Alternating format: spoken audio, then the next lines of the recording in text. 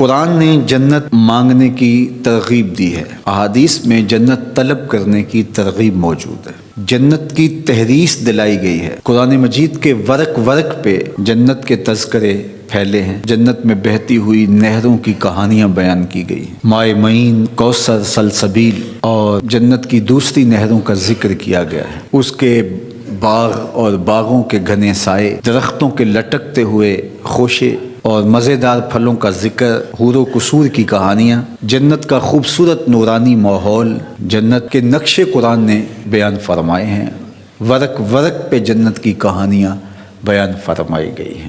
یہ اسی لیے بیان کی گئی ہیں کہ ہمارے دل میں اس کی حرص پیدا ہو، اس کی طلب جاگے، اور وہ اللہ کی رضا کا مظہر ہے۔ تو جنت مانگنا اللہ کی رضا مانگنا ہے۔ شریعت اسلامیہ میں جنت کی ترغیب دی گئی ہے، لیکن ہمارے بعض نعت خواں جنت کی اس طرح سے بات کرتے ہیں جس طرح کہ انہیں جنت کی چاہت ہی نہ ہو، بلکہ بعض جاہل شعراء کے شعروں میں جنت کا مذاق اڑایا گیا ہے، جبکہ اللہ نے جنت کو اہل ایمان کے لیے تیار کیا اور جنت کی کہانیاں بیان فرمائیں۔ اللہ کے محبوب علیہ السلام نے صحابہ میں بیٹھ کے جنت کی ترغیب اور تحریص دلائی، جنت کا شوق پیدا صحابہ کے دلوں میں کیا۔ اور یہاں نعت خان صاحب کہہ رہے ہیں کہ ہرے تو کیڑی جنت دا کرنا ہے تذکرہ، میاں اسی جنت کا جس جنت کا تذکرہ قرآن نے کیا ہے، اسی جنت کا جس جنت کے لیے رسول خدا صلی اللہ علیہ وآلہ وسلم نے کہا کہ جب رب سے مانگو جنت الفردوس مانگو،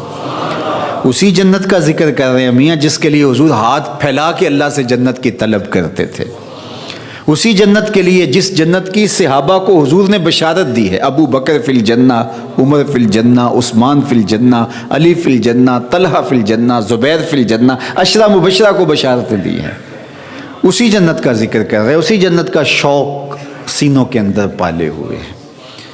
تو جنت اللہ کی رضا کا نام ہے۔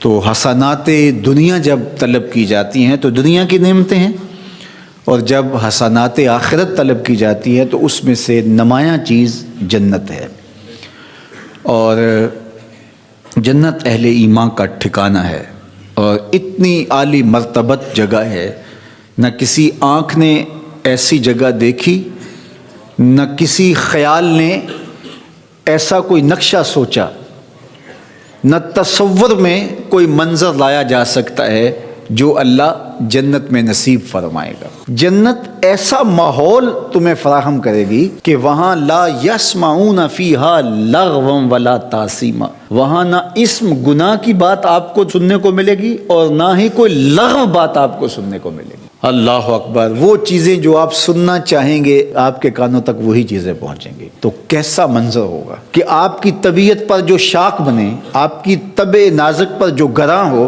وہ چیز آپ کو سننے کو بھی نہیں ملے گی۔ موت ختم ہو گئی، موت کو بھی موت آ گئی، اب ابدی زندگی ہے، اور جنتی خوش ہو جائیں گے۔ اللہ تعالیٰ انہیں فرمائے گا کہ جنتیوں راضی ہو، وہ کہیں گے ما لنا لا نرضى، ہم کیوں راضی نہیں ہوں گے، ہمیں تو وہ ملا جس کا ہم تصور بھی نہیں کر سکتے تھے۔ اللہ فرمائے گا میں تجھے کچھ اور دینے لگا ہوں جس سے تم بالکل راضی ہو جاؤ گے۔